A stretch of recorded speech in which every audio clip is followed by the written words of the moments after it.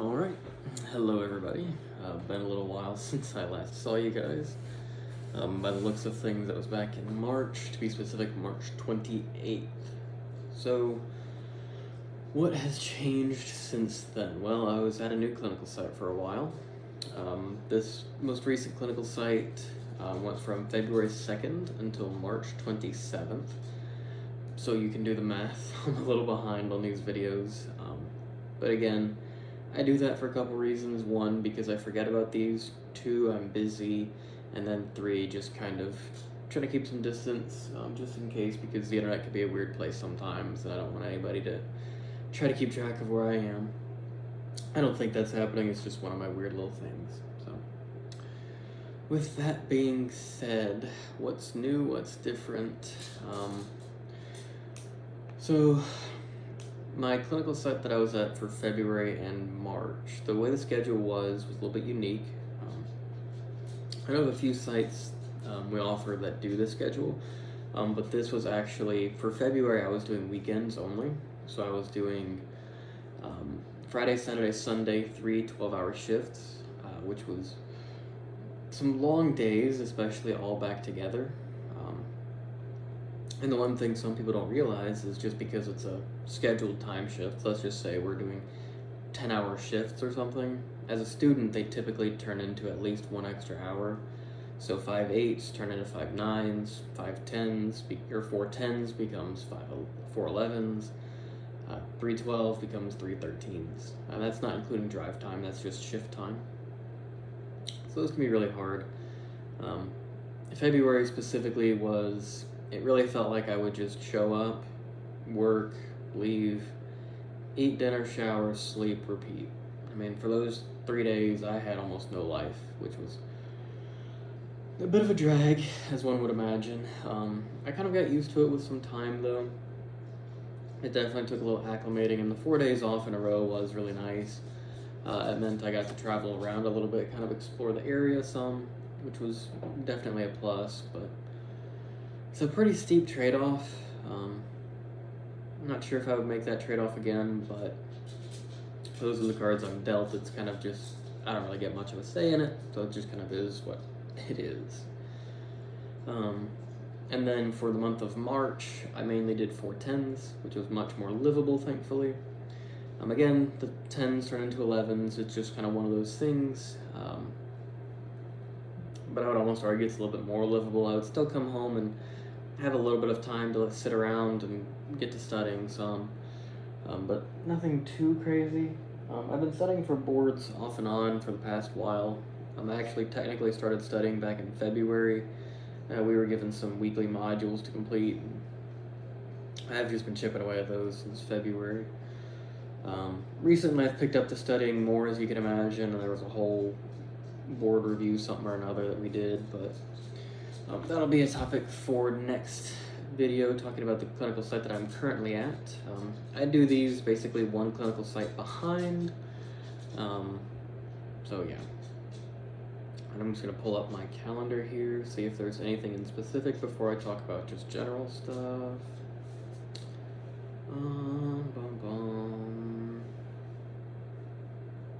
No, nothing too much. One unique thing that happened in, I think it was March, we had our program's accreditation meeting, which was really interesting. So that's where the accreditation committee comes in, and they go through, basically do like a little school audit just to see if you're keeping up with everything like you need to be. That was pretty interesting, pretty wild to participate in that. It was very daunting. But we did okay. We didn't have any citations or any notes that they left. We did a pretty good job. So it was pretty nice to be able to participate in that. I was only able to do it, I did it in 2 parts technically. The first part was because I was, or I guess am or whatever, the class president. And then the other part was just because I'm a current student and I was selected to participate in that. So it was pretty cool to get to do that.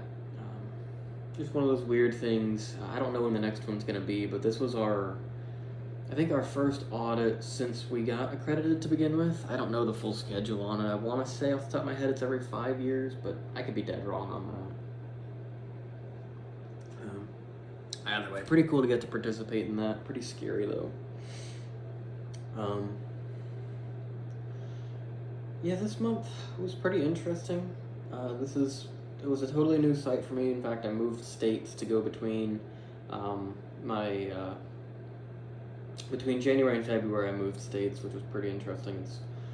Those moves are never fun. I know a lot of my classmates are making bigger and harder moves than I am, but it's still just not fun to do.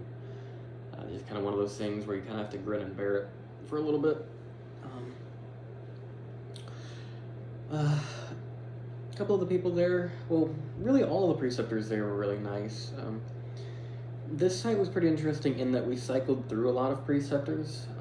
The way their shifts run, especially when I was doing the 12-hour shifts, is I would get like 3 or 4 different preceptors every single day, which was a huge challenge. I really prefer getting with one person and sticking with them, as opposed to getting like 5 or 6 different people where it's just having to learn their style in and out. And it can be a real headache. Some of them are really nice in the transition where they'll just let you kind of do whatever. Some of them try to overhaul everything and kind of make it their own.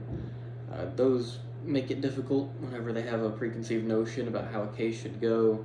They come into a system that either I or my preceptor has set up and is working, and then they try to make it their own.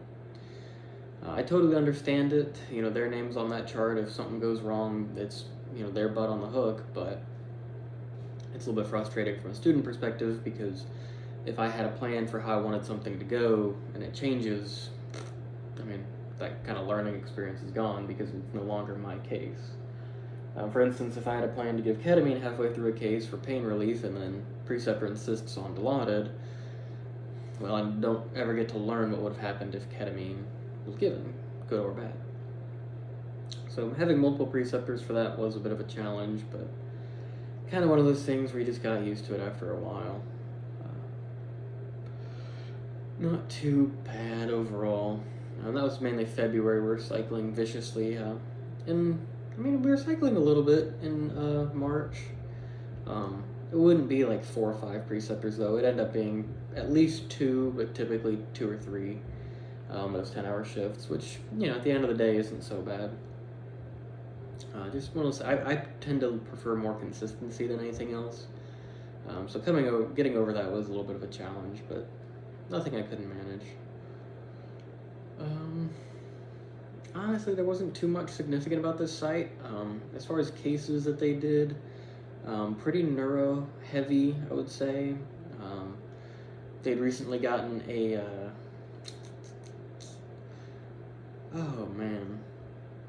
pulmonology room, basically, where they're doing things like washouts and robotic bronchs and those types of things. So that was pretty cool. I got thrown in that room a lot, and I got x-rayed. I mean, I'm about to get my superpowers, I swear, for how many x-rays I've been catching off of these cases. Between O-arms, C-arms, and these bronch rooms, I mean, good lord. But that was pretty cool to see like a brand new shiny room and all the cool features they had in there. The robotic bronchs were pretty fascinating in the way that they guide the robot in there, and it uses the x-ray overlay to kind of help map for the pulmonologist where everything is. I thought it was really cool. Pretty fun to watch. They can be a little bit tricky to manage with some of the ventilation requirements. That was my least favorite part about being in that room, was managing the ventilator was like a full-time job. I mean, whenever they would start to, you know, if they were doing like a washout, I mean, those were really pains in the butts, but, you know, it's one of those things where you just kind of got to deal with it, and they're coughing, and you're trying not to run them too deep, but you need them deep enough, and a whole headache. The good news about the robotic bronchs is we could just paralyze and let it ride. Those were a bit easier, but you still had to fight SATs every so often. And you had to make sure they weren't bucking on that thing, because good lord, a lot of setup for those. Right here. That's my dog. So that was pretty cool to get to see that. They had a weird situation with their GI where every GI place I've gone, there's been the head of the bed towards me and then the feet away. That makes sense because the airway is towards us now. But this place, at least one of the GI rooms, the head of the bed is away. If you're doing like a lower, the head is away from you, and that was a real pain in the butt to deal with, no pun intended. Because if they start obstructing, or if they go apneic, they are all the way on the other side of the bed. So you'd have to go kind of crawl over there, figure out what's going on. And if you needed to bag mask or something like that, it would be a big headache to go ahead and get that going, or throw on oxygen. You had to have extensions on everything. I mean, good skills to have and all that fun stuff, but oh man, it's not fun to deal with. Ugh. Little things you don't realize about somewhere until you start working there, basically. And if you don't know what to look out for, I'm sorry, my hair's such a oh jeez. And if you don't know what to look out for, then you'll never know to kind of check for stuff like that. Everybody was pretty used to it there. I only did GI a couple times. I tried to make sure I only did it a couple times. I have my GI experience, it was a headache there. What other things of note? I've got my clinical book here. I can just scroll through and see if I did any cool cases. I know some people really like to hear the cool cases. A lot of neuro. There's a couple pretty cool ENT cases. Some of them they wanted absolutely no movement with the bed 180 and you can't paralyze. Those were a pain. We were on propofol for those. You had to really keep them down. But kind of did what you could on those. Those ended up being pretty straightforward cases, but man, the spins were just hard to do, and all the wiring would get caught up, and it's harder to unhook and rehook up for those. At the end of the day, it kind of just is what it is. Again, a lot of neuro. Weekends, like Saturday and Sunday, were kind of just going to be a mixed bag. There was always a couple cystos. One of the docs there would just add on whatever he could find for cystos. Some of them you didn't even need the cysto, which was really fun to see. Cystos were a mainstay. You're going to have the standard stuff. Hip fractures came in a good bit. GI would come in if there was a bleed. We actually had a pretty busy GI department on the weekend, which was not fun to see, some uppers, some lowers, stuff like that. Don't know why they were always so busy, but it is what it is. The occasional X-lap or something a bit bigger. I'm sorry, I'm yawning. Occasional X-lap or something bigger, but nothing too crazy in that department. What else? Yeah, I had a couple really sick patients. These patients at this hospital were genuinely some of the sickest I've seen. And really pains to manage just physiologically. There's nothing against them as a human being, it's just, some people are physiologically difficult, such as I'm healthy, I just haven't been to a doctor in 30 years, and their jugular vein is staring at you like it's, it's the size of a silver dollar. And stuff like that. I mean, that was, at least once a week I would see a case like that. It's just not fun to manage because you gotta be so careful. I had a couple combative patients, and they were not fun. Just outright basically refusal of care, and one of them basically soft-coded. That was not fun. They refused pre-oxygenation, and it's it's patient refusing care. You can't just smother them with the mask. So I was okay, and you need to talk them through it, hey, we really need to do this, here's why, and it's just full-on refusal, so you try to kind of meet them halfway, and then they didn't want to be met halfway, and then they desatted on intubation, and it was just fun thing, and then we couldn't get their maps out of the 30s for a while, and it was just love it. And that was one of my first days too. If I'm not mistaken, that was actually my very first day there. That was fun. Started a vaso drip for the first time. Haven't done one before that, haven't done one since, even today. He wouldn't respond to anything. I mean, it was just, that was a fun case to do, and that was for a neck fracture too, so I was even better, can't. Anyway, scrolling through my thing. I got to see a Lafort case, which was really interesting. So basically it's a upper jaw reconstruction.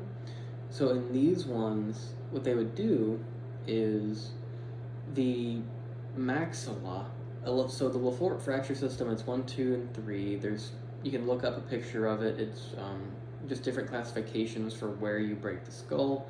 So Lafort 1 is right here. Lafort 2 is basically where you break off right here. Lafort 3 is where you break off up here. So I got to see a couple intentional Lefort ones where they were, I don't specifically know what he was doing, but I got to see two of them that day. He was a very nice surgeon. But effectively, and if you're squeamish, first of all, why are you watching this? But second of all, wait until you see me give a thumbs up. When I give a thumbs up, that means I'm past this part. So you have been warned. What they would do is he would kind of take a Dremel and open the patient's mouth and score the maxilla basically as far around as he could get, and then he would detach the maxilla. Like, I could hear him hammering, I could hear the chipping, and he'd have the maxilla just kind of free floating in there. Like, he could have, if he wanted to, just pulled it out and like held it and looked at it. Crazy stuff. And then he would reattach it, go through that whole process. Those were also nasal intubations, and that's a whole different story about could not intubate a patient, which was really fun. I'll tell that story in a minute. But yeah, and then he'd reattach it. It was super cool to see. But yeah, so anyway, double thumbs up. You're welcome back. Those cases were also nasal intubations, which was really cool. One of them was a very challenging intubation.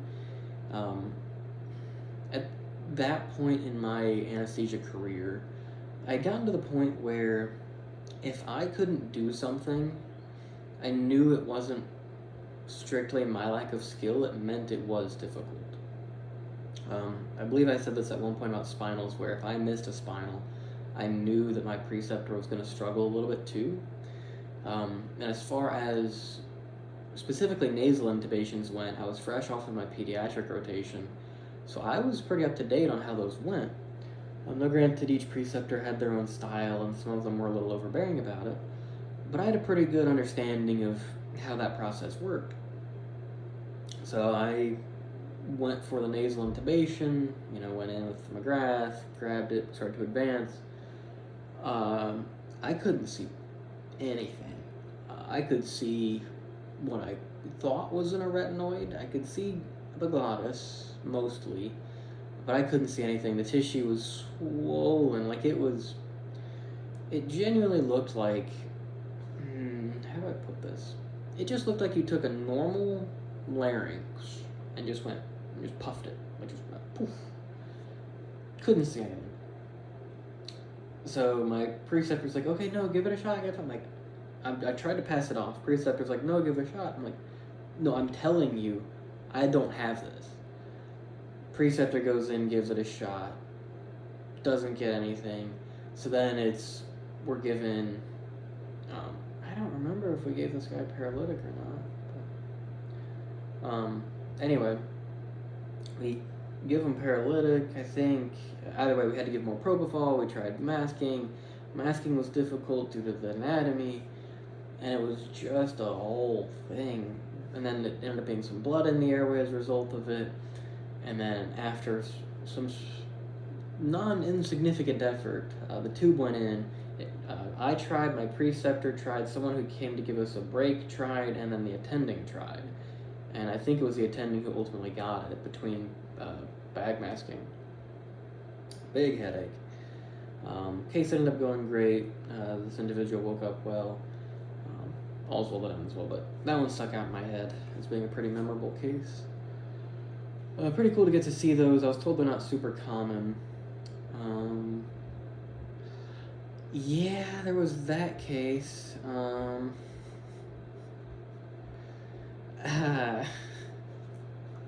So this case, it was a vascular case, and it was a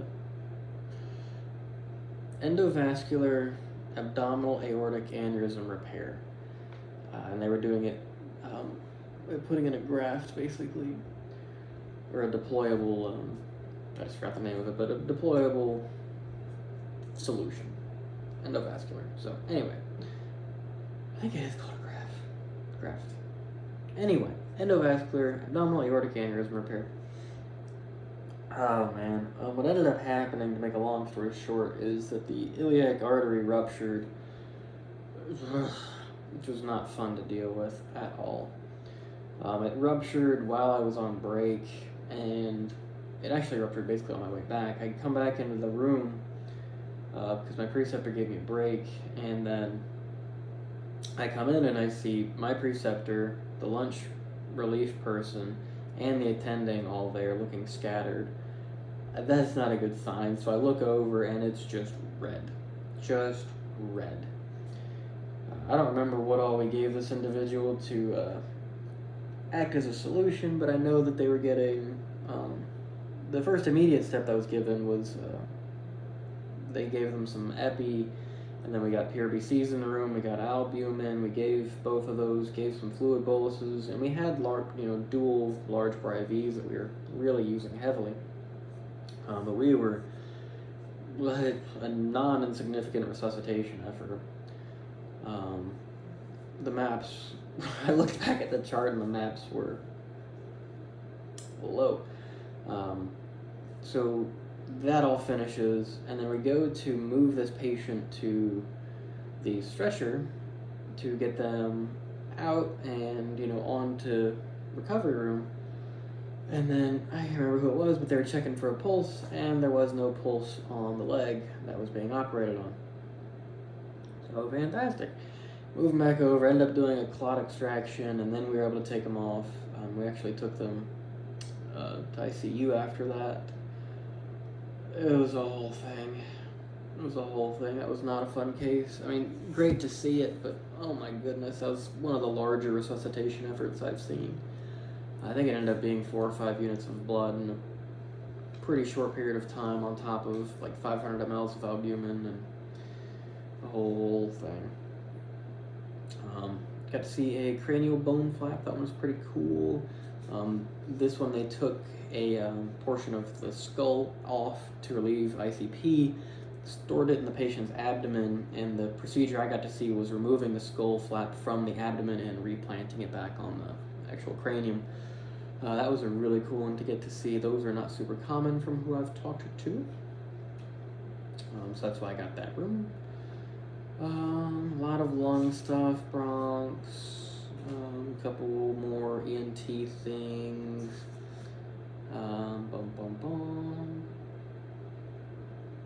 Yeah.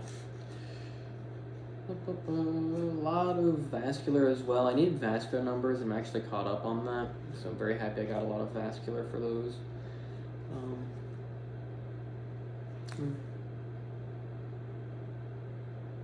Yeah. So very happy I got to see all of those in-depth cases, some carotids, some like angiograms and stuff like that. One of the carotids was pretty interesting as well. We ended up kind of soft coding them, and they ended up going to ICU as well. Pretty cool stuff overall, if I had to say. Yeah, just again, a lot of unique stuff where if I had $1 for every time my preceptor said, "Oh, we don't see many of those," I mean, good Lord, I could pay off my student loans at this point. I hate to say, I feel like I've kind of gotten the short end of the stick in terms of getting all the hard cases. It is a really great problem to have in terms of getting actual OR experience. But dude, I feel like I need a break. I was just thing after thing after thing. At this particular site, I think I had 2 or 3 soft codes, that iliac artery rupture, started a vasodrip for the first time. I had a couple really difficult OB cases, a couple emotionally difficult, and then a couple anesthetically difficult to manage in terms of like blood pressures and things like that.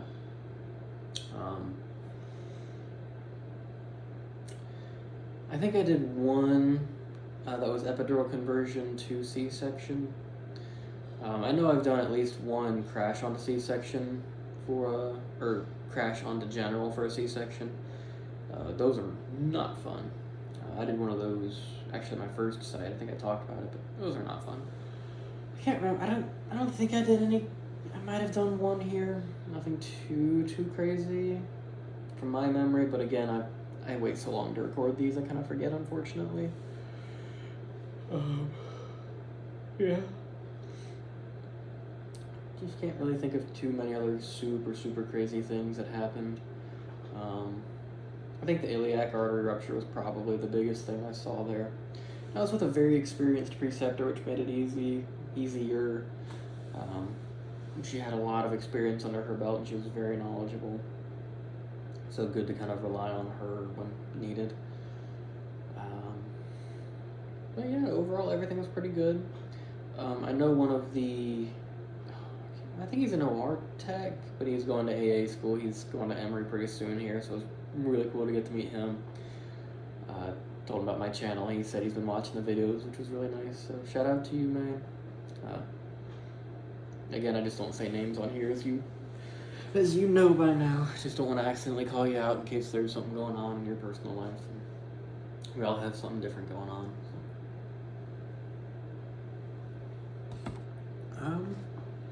But yeah, there was one other case that was pretty cool. This individual was presenting for, it was basically a rigid bronch. I think it actually was a rigid bronch. But anyway, this individual had upper respiratory swelling, as well as they just, in pre-op, it was really funny. And by funny, I mean not funny at all.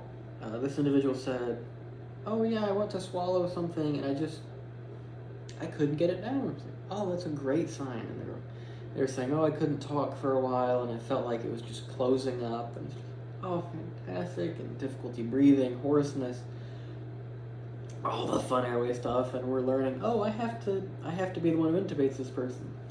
So we had, and when I say every, I mean every single piece of equipment that you could imagine. We had it there for this intubation. We had Mac blade, Miller blade, McGrath 3 and 4. We had glide scope with 4 different attachments. We had fiber optic in the room, and we had emergency cry kit. You know, just casual Tuesday for me, apparently. Oh, it was not fun. Not fun at all. Ended up going more straightforward. The anatomy was a bit wacky. There was some glottic stenosis, or not glottic, some glottic swelling to push through, which was not fun.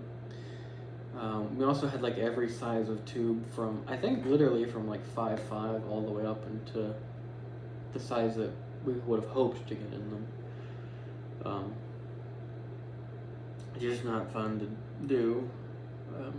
Ended up going fine. They cleared out a lot of stuff. They got some answers from patients. That was a big one. Other than that, emotionally, not a great stretch for me, being completely honest. I was busy kind of studying for boards on the side while still doing the full-time work, which was a really, really tough balance, to be honest. I mean, February was okay because I had the 4 days off every single week, and that was nice.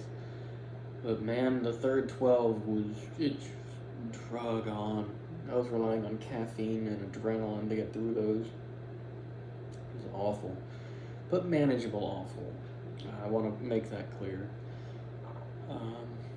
It was just kind of a struggle. I've started to kind of slow down by this point. The burnout was kind of starting to set up a bit more, and it was just getting to be a bit hard. But I pushed through. Obviously, as you can tell, I'm still in the program. So. But other than that, nothing too significant from my memory. So, I'll probably go ahead and end this video here as kind of a update. Looks like it's gone on for long enough as is, so no need to drag it on. But I figured you guys would like to hear about some of that stuff for what I got to do, some things that I've seen. Again, I want to make it very clear, I do not call out the hospital I am at, I do not call out preceptors, I do not call out patients, especially not patients, and I do not give out any identifiable information at any point. And again, you have no idea when this happened, so even if I said I did an incredibly specific surgery, you have no idea where in the country it happened and when it happened. So, just want to put that out there that I'm not violating HIPAA in any shape, form, or fashion. I'm not even getting close. So, just want to put that out there in case anybody takes issue with me describing the surgeries that I have been doing and seeing. So just want to put that out there to be clear. Nothing I have done has been 1 in a million. There's nothing I've done that you could look up and be like, oh, that's exactly what it was. So, just want to put that out there. So with that, I'll go ahead and end this video here.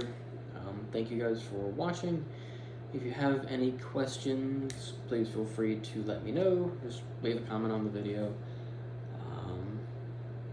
Yeah, so with that, I wish you nothing but the best. Hope you have a great day. And as always, if you have any questions, reach out. Take care.